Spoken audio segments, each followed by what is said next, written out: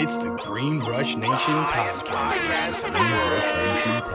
I just had the bluest dream that you've ever seen, and I can't believe that shit was green, cause it hit so clean, and my history is a mystery. I don't give a fuck, I just hit the tree on the 5th degree. We don't pit for free. If you don't got 5 shit, get up and leave. It's the Green Rush Nation podcast.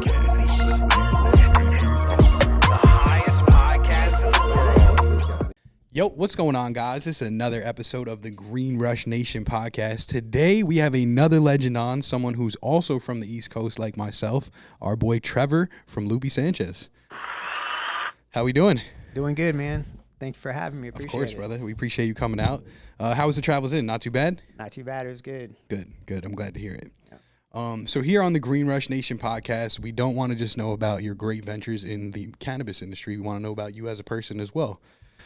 So are you a consumer? You smoke yourself? Yeah, I definitely love smoking. It's gotten me through a lot. So do you remember your first encounter with marijuana and the first time you smoked? Yeah. Let's hear about it. So my cousin had a bag that, like, he didn't want to keep at his house. He said, man, here you go, take the bag and shit. And I was like, all right, cool, I'll take it. So I got that, and that was the first time, like, I really got, like, stoned, like, by myself, right? Okay. And I was like, I loved it. I was like, how did you smoke it? I smoked out of a fucking can back then. Okay. See, that's why I asked this question, because I feel like a lot of people's first time was not just like, oh, I ripped the bong or I smoked a joint. It's like, no, I smoked out of a can. I smoked out of fucking tinfoil, you know? Yep. So I like to ask that question. And you said you were stoned to the bone, huh? You got smacked that time? Good shit. Definitely. And ever since then, that was it? You just fell in love and that was it? You were on smoking weed? Yep. Beautiful. Definitely. I mean, I felt like, bursting into like a alternate reality where I was like, oh shit, I love this. I could do this forever. So yeah, that definitely got me there. Like, I think the first like couple times I smoked socially, like, it didn't really like hit as hard. You know what I'm saying? Okay. So it was like the first time that I smoked by myself is where I like hit the shift and was like, holy shit. You know what I feel like that may be? I feel like sometimes when you smoke and you're so occupied, you're not paying attention, so you don't like feel high. Yeah. But then when all you're doing is paying attention to smoking and getting high, you get a lot fucking higher. Yeah. So where are you from? You're not from out here, so tell the people a little bit of your background. Yeah, so I'm from Charlottesville, Virginia. I'm over on the East Coast. It's a smaller like college town. I'm in Central Virginia. Okay, born and raised? Yep. Beautiful. Are you close to West Virginia at all? Yeah, so we're pretty close to West Virginia. It's only a couple hours away. Okay. So like, you can drive over there on the weekends, hit the casinos, shit like that. Beautiful. Why, is it not legal in Virginia? Yeah, no. Interesting. So I remember a show that came out about West Virginia when I was in high school, bro. It was called Buck Wild. Did you guys hear about that? It was on MTV and shit. It was about a bunch of kids from down south. They were doing their mudding and trucking thing and then their clubbing thing at night. It was interesting. But one of the main characters actually died. Oh, shit. So they had to just stop the show in their tracks because it wasn't like just a weird death. The kid was out mudding and fucking got his truck stuck, and the fumes from the CO2 is what got him. Yeah. So unfortunately they stopped that shit. But that's one thing I do remember about West Virginia. Cool shit. So growing up down there must have been different, bro. Like how is the difference between like out here compared to there? Yeah, there's definitely major differences. Like, for sure. Being in a big city now, like what's been like the biggest change for you? Well, definitely the weather and like how many people are in the city with you, right? So there's like 50,000 people like in the city part of my town, and there's couple 6 million people in Virginia. There's like 20 million out here or some shit. So no, it's crazy. Totally different. It's a lot bigger, a lot more dense. But Cali, I'll say, because I come from a big city also, it feels a lot less dense out here. Like as soon as you get out of like LA, there's a lot of hills and there's a lot of open space. So I didn't expect that. But I guess home on the range, that shit did come from out here. Speaking of it, did you always work in cannabis, like when you first started getting into the workforce, or was it something that you kind of ended up getting into? No, definitely not in the workforce. Okay. So, getting high was always like something I did on my time. After work. Yeah. Yep. Well, during work back in the day. I feel it. Yeah. And just I would try to keep like, a couple bags moving on the side and stuff like that through my day and stuff. So I never would have like really imagined when I was coming up that it would have been a viable career opportunity. For sure. You know, so when that really started to happen is when I took all of that more seriously and started to look at doing it as a career. And I spent like kind of like a couple years like kind of contemplating it and like planning some shit out. And then in like about late 2019, 2020, I started trying to do Prop 71 work like in DC. Okay. And went up there with some friends on like a 420 thing, but that was like back when the COVID was coming out and all this stuff was going on. So like the whole market was strange there. And I just also didn't have like the staying power to come all the way up to DC and like do all that at the time. Yeah. So I fell back and was like, let's just go to the farm, you know, in Virginia and start to utilize some of that property. So that's the way I started to look at the viable career part of it. Of course. Going like legit and mainstream, all that shit. And is it legal over there? Nah, it's under like the farm bill and stuff. So like the only thing that you're gonna have that's close to recreational hemp. Well, you're going to have the state medical. Okay. So there's the state medical. And like I said, that's the only thing close to recreational. Gotcha. So Virginia was one of the first states in the South to announce that they were going to go rec legal. And then they started years and years of delays and deliberation. Jeez. So that took forever. It sounds like a sad story, but it sounds like it's common, you know. That seems to be happening in a lot of states. They have this great hope, and then they drag their feet for whatever reason. So that's pretty dope, though. So obviously you've been smoking, a consumer of it. What were you doing before you got into marijuana? Like, what really led you into it? Well, I guess my personal recovery off of like drugs and stuff like that is what really led me into cannabis as a career. So I was going through incarcerations and rehab and drug addiction and stuff like that. And when I got out, I knew that cannabis was one of my bases that brought me back to sobriety. Okay. So that's why I really started to heavily pursue that. So you seen it as more of a medicine? Yeah, absolutely. For sure. I like to say I'm here to sell medicine, not death. Absolutely. And that's 100% true. I know a lot of industries that are habit forming or whatever you want to call what do they call it? A vice. Yeah. I think this is one of the better ones because like we talked about, shit, man, you don't get hungover. There's no really bad side effects. This is life, bro. Yeah. And it is community. Was there a community out there in Virginia for it? Yeah. I mean, there's definitely a community of all the different types of the cannabis community, like the stoners and like, you know, you got different like kind of reggae, Rasta music scene stuff, but it's all like smaller and like harder to access, I think, ultimately than for sure. It's more underground. Yeah, it's underground. Got you. Okay, it makes sense. Coming from New York, it only got legalized like 2-3 years ago, so we were in the same shit. There was no events. There was no such thing as events. You wanted to hide when you smoked, you know. So now to see like the industry is actually developing over there too is cool. Mm-hmm. But coming out here, bro, they're just light years ahead. Yeah. They're way ahead of everyone. The weed's better. The events are better. The weather is better, like you said. So it's like the vibe, the whole around vibe of just consuming marijuana out here is just better. Yeah. You know? Yeah, definitely. So that's another one of those things that hit me when I was out, like, take California now for the first time. It was like really paying attention to what's going on around me. I was like, oh, one of the major differences here is this shit's like in the future. All right. So like, it's definitely like years ahead of a lot of other markets. Oh, for sure. I mean, even when I do go back home, like the weed is okay, but they're not there yet, you know? And I don't know if it is really a regional thing or if it's just that they don't have the people that have the expertise that they do out there yet, you know? So, but slowly they're bringing people from out here over there and teaching those people. So before we know it, everyone's going to be caught up, you know, everyone's going to be growing fucking grade A shit. Right. Which is cool. So what was your first venture like in your career for cannabis? I mean, so in my first venture in my career for cannabis, it was still like street sales and stuff like that because it had, you know, black market shit, market stuff. So from there, I went into another retail store that was like gracious enough to like take me in and let me kind of like operate and stuff, supporting their store. And then from there, I wanted to get my own like corner store that I could operate myself, like fully with my whole design and vision for the way that I wanted to do that. And so I went in and got a gas station, and about the time that I really got things up and running smooth, all the rules and regulations and shit changed. Of course. So then I had to change with that. So adjust. Yeah. That's one of the things that I feel keeps me stagnant there, right? So it's every time that you get momentum or get steam going, they change some rule or regulation. Absolutely. That fucks your whole shit up. Yeah.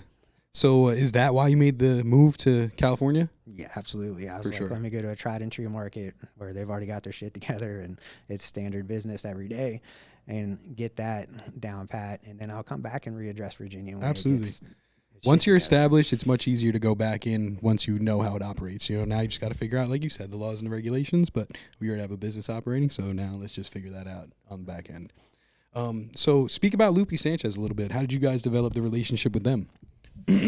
Oh man, so I love Loopy. They're great. I went to MJ BizCon out in Vegas because a part of my venture out here, I was like, man, let me go, find that world-class operation that I'm looking for. Yeah. So, Vegas always has good conferences and different things like that help you polish your skills in the industry. For sure. So I was like, that's going to be, the best place to go for it. Absolutely. Yeah. So I met them there and been working with them going on over like 7 or 8 months now. Beautiful. Yeah.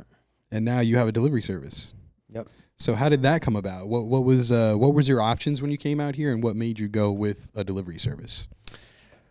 So, I mean, really your options are kind of unlimited and everything. The reason that I went with the delivery service is because like I'd honed in with them on the MJ BizCon meeting, and I was like, man, I want to come out and do a venture with y'all. Yeah. And I saw the growth possibility there and like all the other solid shit that they had going on.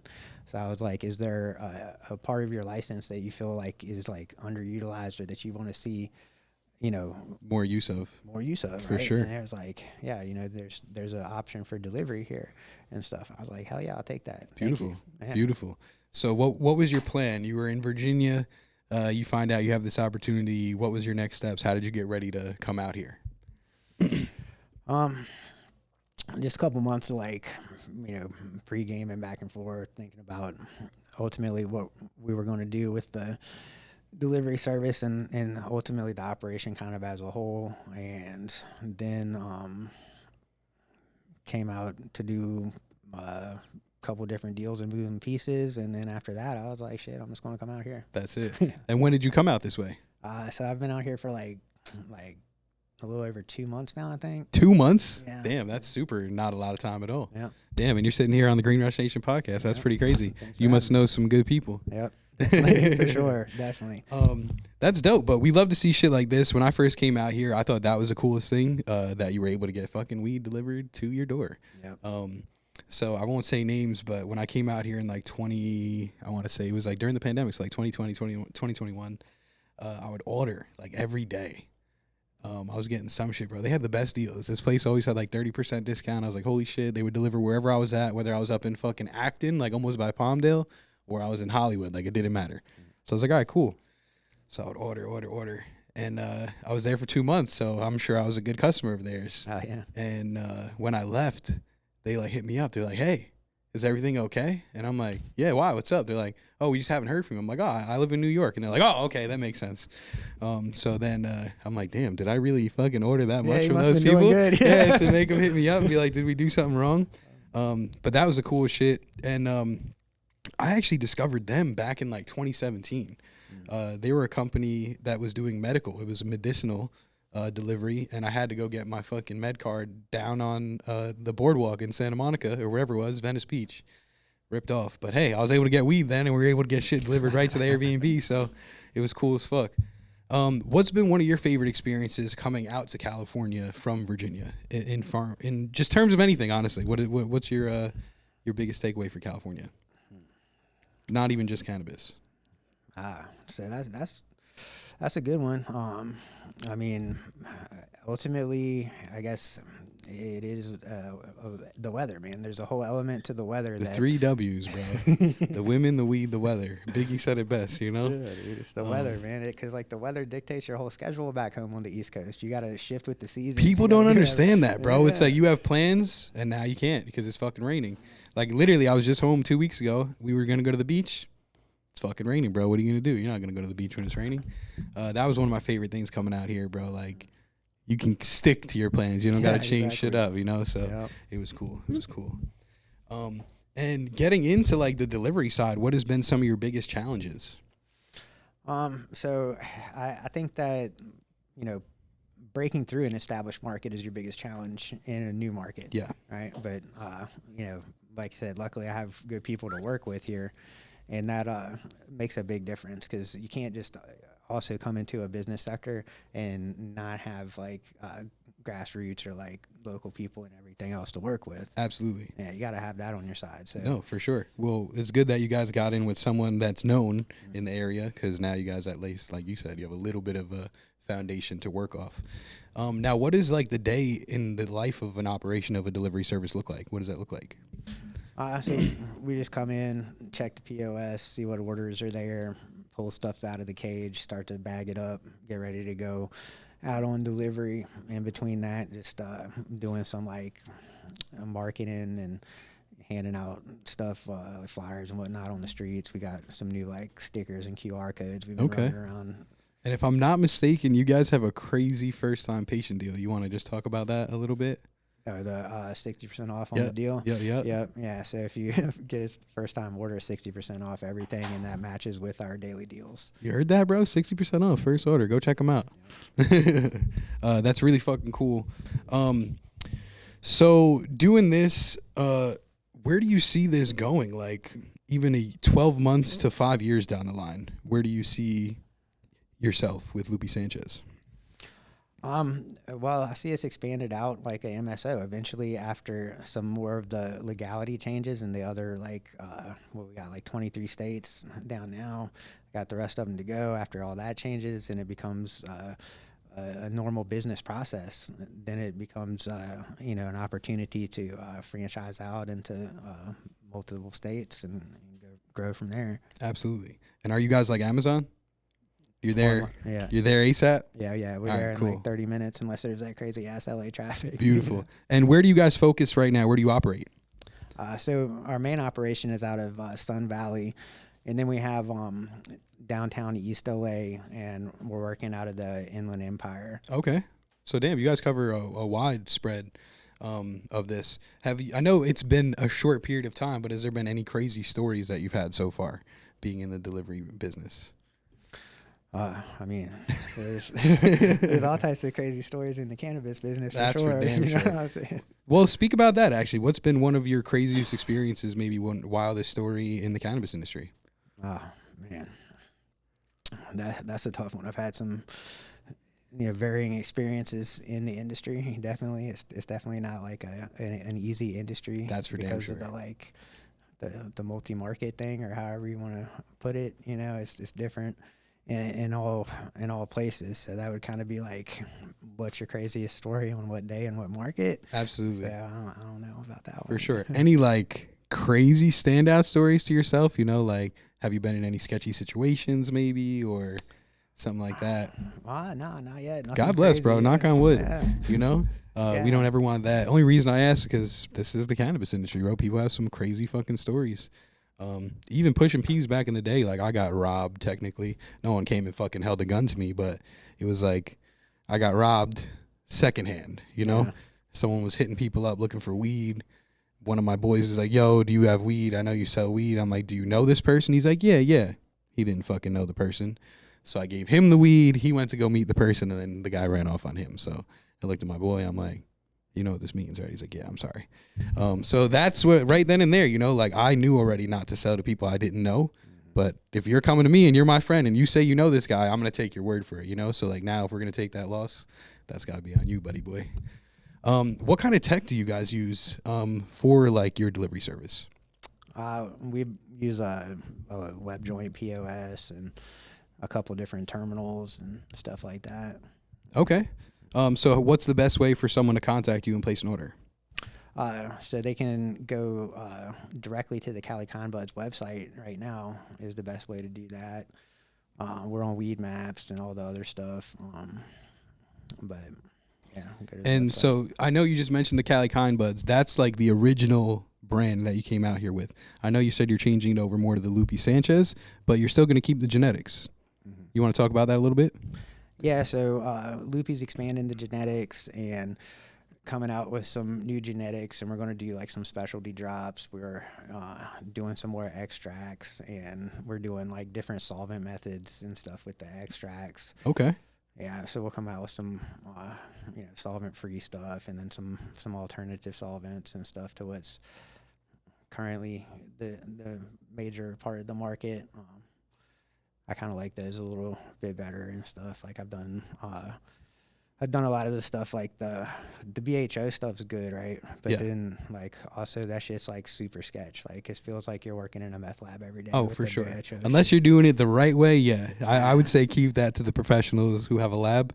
Because bro, you'll blow yourself up. That's what I'm saying. That shit's scary. That's what I'm saying about the explosive shit, right? Like so that's what always gave me that feeling. And kind of to go to your question more earlier and stuff, like I keep everything like strictly business with the cannabis stuff. So like all that other really bad shit happened to me when I was like high on the streets. You know what I'm saying? Like fucking around and shit. So like, once you were straight and on business, it was all good. Yeah, I hear you. That makes sense. It makes a lot of sense. Yeah. So when I look at the solvent thing and everything, I just started to look at a different extraction method and stuff. So like I took the BHO thing out and did a different extraction with like the Freon. So okay. I like that. Yeah. Dope. Very cool. And now with the delivery service, do you have any like collaborations with artists, or maybe are you guys doing some events? Yeah, so we're definitely going to be adding to our events calendar right now. We're doing the Hall of Flowers in New York. Okay, beautiful. That's a big one. That's gonna be a big one. Yeah. So that's the big one that we have scheduled right now, and then we're working on some local stuff, and we're going to have some also like more charitable events. Okay. In addition to what we have currently. Honestly, events are great place to meet people, great place to meet brands. Honestly, speaking of brands, how do you decide which brands to carry on the service? Well, really market demand and stuff. So see what's selling in each little section of the map, and kind of just refine your orders from there. Okay, beautiful. And my bad.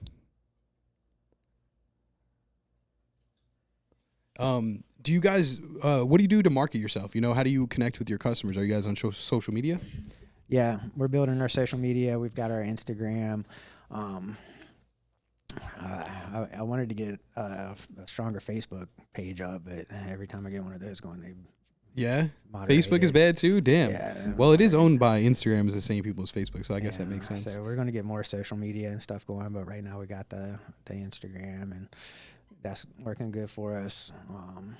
And then direct marketing, like we'll go out on the street, hand out flyers, talk to people. That is guerrilla marketing. Yeah. That's huge. What advice do you have for someone who's thinking about getting into the delivery service, or even just cannabis in general? What would you tell them? I would say really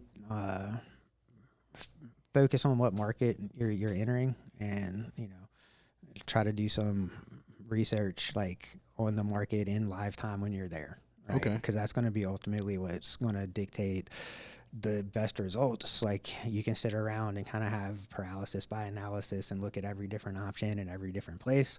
But when you pick one that you want, just get there and get it going and refine your strategies from there. Absolutely. The market's tough, man, especially you're coming into a place, like we said, that's established.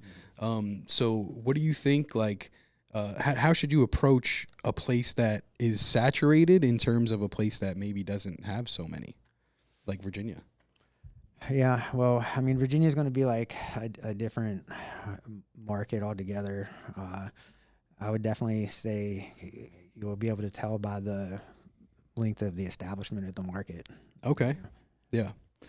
And obviously in this game, we just talked about nothing is ever smooth sailing. Have you ever taken any L's? And if you have you turned them into W's? Yeah, I mean, I've taken definitely, like, I've lost product. I've had all types of fuck shit happen like that. Of course, of course. You know, staying in business overall is turning it into a W. Okay. You know? So, like, if you let that shit fold you, that's a loss. For sure. Absolutely. That's the one thing about this shit. If you just keep going, you're winning. Yep. You know? But it definitely is tough. I'm sorry. He keeps popping these things up. I'm trying to read them. But a question I did have from before, how do you level up in this? Like, how do you make sure that every day you just keep growing? I would say expand your, like, parameters on what you have for your operation, and where you see the product taking you as a whole, and what it really can be used for. And, you know, just let your market awareness kind of tune you into that for your next change. Okay. And now connecting with the customers, obviously that's super important. When you do connect with your customers, is it more of an experience, or are they just hitting you up like Uber Eats and they get their shit dropped off? I love the customer experience. So, like, I still will go run deliveries myself, and, like, I like to get customer interface and all that. Okay. So I like it. Yeah. Very cool. Shit, I know you're fairly new, but something we used to do that might be beneficial for you guys. Have you ever done like a stash and dash? The stash and dash sounds cool. I haven't.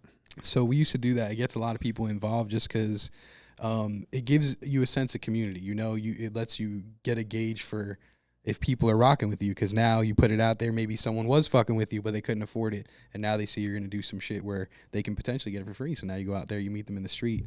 I think that's huge just in general, bro, you know, because now you're meeting people, and now it's a real thing. Instead of just being, oh, I've seen this on the internet, or I've seen this over there, now they see the people behind it, and they might fuck with it a little bit more. Right. So I think that's cool. Is there anything that you would tell, like, your younger self who was first getting into this? Any advice for that you would change? I don't know. It's hard to give a reflection of yourself good advice. Yeah. Right. So, like, all that shit kind of comes with, like, self-awareness at the time in the moment. So it would be hard to go back and give myself. So right now, though, what would you tell 12-year-old you? Lay off the drugs. Okay. Lay off the hard shit. Okay. So just avoid that all. And you don't have to avoid it altogether. Just okay. Like, you have to use, like, really more strict and disciplined moderation. Absolutely. You know? And now, do you think that having a background in dealing with addiction and coming out of it, do you think that has something to do with your business as well? I mean, definitely, like I said, I mean, I see cannabis as a medicine that should be available to all people. I would love to be able to do more free cannabis events and things like that. So, you know, it's not really something that's possible where I would come How from. did you get out of it, if you don't mind me asking? Like, what was, I know you said cannabis helped you a lot, but what was, like, your biggest motivator? How did you beat it? So, I mean, ultimately, I found I had to do it for myself. You know, I had a lot of other people that, you know, didn't want to see me living like that, but ultimately I had to do it for myself. Even after, like, you know, my mom died when. I'm sorry to hear that. Yeah. But I was basically, like, in a rehab at that point. So okay. Luckily I had time to go back and see her and talk to her and everything. And, you know, one of the things that she asked me to do was get sober, right? So I used that as motivation for as long as I could. Yeah. And then, of course, you know, relapsed, and I had, like, terrible fucking relapse. Oh, yeah. You know? Yeah. So, usually it's worse. Yeah. It's worse. Yeah. So I was like, shit, I just got to do this ultimately for myself because of the people I care about. Absolutely. And everyone else, so that I can really, you know, try to start living the life that I want to live. Of course. God bless, because, you know, it takes fucking guts, bro. It takes balls to realize that you have a problem and then go and fix it. My brother was in your situation too, and same thing. We all tried, hey, go get sober, blah, blah. Yeah, sure. He's tried rehab a couple times, but it wasn't until he was like, yo, I want to go for me. is when he finally, that was it. That was the last time he went. Now he's been a year and 5 months. So shout out to you. Shout out to you as well, bro. Like, it's not an easy thing to overcome. And I'm super happy to hear that cannabis was something that was able to help you stay out of it. I strongly suggest that my brother, I told him just stay away from everything. Yeah. For a period of time, just because it's better. Yeah. He has his support system, and he has, if he needs to call somebody, he can call somebody. So he's good to go. So what would be your advice to someone who's thinking about using cannabis to help them come off drugs? So I would say try to get yourself to a point where you can go without anything at all. Okay. And then start to reintroduce cannabis in your daily routine to start to take away focus from some of the other addictions and substances that are still going to be there. For sure. Yeah. I feel like a big trigger is alcohol too. Yeah. Stay away from alcohol. Yeah, alcohol is a tough one to deal with, especially if it's readily accessible. Absolutely. And everything. So that's definitely one that you got to. The problem with alcohol, personally, that I had is just that whenever I would drink, it would make me do things that I would never do if I was right-minded, Right. That's why, they have the song, Blame It on the Alcohol. But it comes to a point where you get to the age where you can't blame it on the alcohol anymore, What is some of your plans to expand on the business? Well, the plans to expand on the business is get our retail presence back larger in the state of California. Okay. And start to work more of the events, and there's a couple other things that I'm doing to expand the cultivation operations and things like that. Okay. And now this is your brand now, correct? Luby Sanchez is you guys. Yeah. So what is how did you guys come up with the pictures and stuff like that? And speak a little bit about the edibles, because I know you said that these ones right here were your favorite. Yeah, I like the watermelon tahini. Watermelon tahini, okay. Yeah, that's good. So that's like the OG logo. Like that's like the original shit there. Okay. So this is what they came up with? Yep. Beautiful. Mm-hmm. I love it. 100 milligrams. And you guys carry gummies, flour, and pre-rolls? Yep. Do you guys do vapes at all? We're getting ready to introduce a products list with everything on it, but right now we don't have a bunch of vapes in stock or anything. Okay. And is this in other stores besides just your delivery service? Yeah. We're still in like 40 or 50 other stores. Oh, beautiful. Yeah. All over Southern Cali? Yeah. We need to, like I said, go back out with our new products list and try to approach the market again with that for selection and diversity in the product list. Like we want to get the rest of the concentrates going and the vapes and come out with some drinks and all that stuff. Okay. And how do you guys source your flour for your bags? Grow it. You guys grow it yourselves? Yeah. Beautiful. Okay. And now do you pop seeds? Or are you guys working with clones? City clones. Okay, beautiful. Man, to see all this shit, like we brought you guys up to the facility recently, and coming out here, I didn't know shit like that existed. So when I see shit like this, it really is Disneyland to me. Like it really feels like this is the shit that I would want to see at Disneyland, know? But is there anything else like that you really want to get off your chest? You want the people to know? Nah, not particularly, man. I know I'm excited to be here and, excited for the opportunity to really push the brand in the market and, do a lot of the things that I couldn't do back home. So absolutely. It's gonna be good. What does the 777 stand for on your head? So those are like angelic numbers. I got those when I was in jail at Middle River. So okay. So it means something. Yeah. Definitely.